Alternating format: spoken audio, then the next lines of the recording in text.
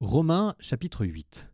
Frères, j'estime qu'il n'y a pas de commune mesure entre les souffrances du temps présent et la gloire qui va être révélée pour nous. En effet, la création attend avec impatience la révélation des fils de Dieu. Car la création a été soumise au pouvoir du néant, non pas de son propre gré, mais à cause de celui qui l'a livrée à ce pouvoir. Pourtant, elle a gardé l'espérance d'être elle aussi libérée de l'esclavage de la dégradation pour connaître la liberté de la gloire donnée aux enfants de Dieu. Nous le savons bien, la création tout entière gémit. Elle passe par les douleurs d'un enfantement qui dure encore, et elle n'est pas seule. Nous aussi, en nous-mêmes, nous gémissons.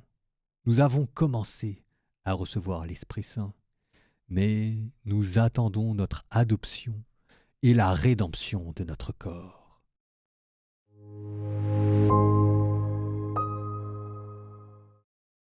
Ce que vous vivez, la création tout entière le vivra, parce qu'il y a une sympathie, il y a une harmonie, il y a une solidarité entre nous et le cosmos.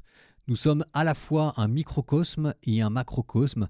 Le microcosme, c'est nous qui reflétons dans notre corps toutes les beautés du macrocosme, l'univers.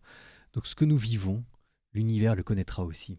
Il y a quand même une phrase qui pose problème, en tout cas moi qui me pose vraiment problème, que j'ai du mal à comprendre, que je vous donne, car la création a été soumise au pouvoir du néant, non pas de son plein gré, mais à cause de celui qui l'a livré à ce pouvoir. Qui est celui-là? Qui est celui qui a livré la création au néant? Adam? Alors ça paraît peu probable quand même, parce que j'aime bien Adam, mais faut pas non plus exagérer, enfin, c'est juste un homme, quoi. C'est pas lui qui va livrer au pouvoir du néant la création tout entière. Alors est-ce que c'est Satan? Moi, c'est ce que j'ai longtemps cru. Mais le problème ici, c'est que cette soumission de la création à la vanité, ça a l'air d'être présenté d'après le texte comme faisant partie d'un dessein providentiel. Et on voit mal Satan jouer, à moins que ce soit contre son gré, mais quand même, on voit mal Satan vouloir hâter le dessein de la providence. Donc il reste qui? Il reste Dieu. Et de fait, la majorité des exégètes pensent que c'est Dieu qui a livré la création au pouvoir du néant. Alors ça choque, parce qu'on se dit, qu'est-ce que c'est cette affaire? Mais, cette soumission n'est pas arbitraire.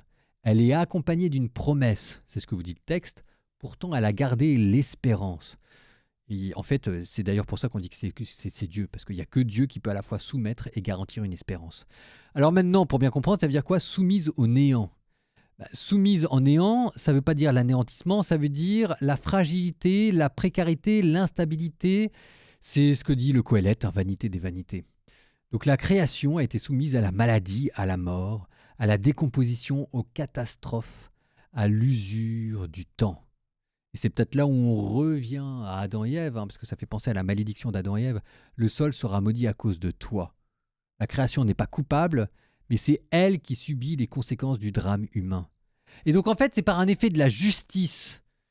De la même manière que la nature est devenue le spectacle et le réceptacle du péché humain, elle, qui est pourtant innocente de ce péché, par justice, Dieu lui fera connaître aussi la gloire des enfants de Dieu. Il n'y a pas de raison, après tout, qu'elle passe son temps uniquement à baver. Elle a le droit à un petit peu de la gloire des enfants de Dieu. Portée extraordinaire de ce texte dans lequel toute la tradition théologique chrétienne postérieure vous dira que le salut dépasse l'homme, la création tout entière est concernée, il y aura un nouveau ciel et une nouvelle terre.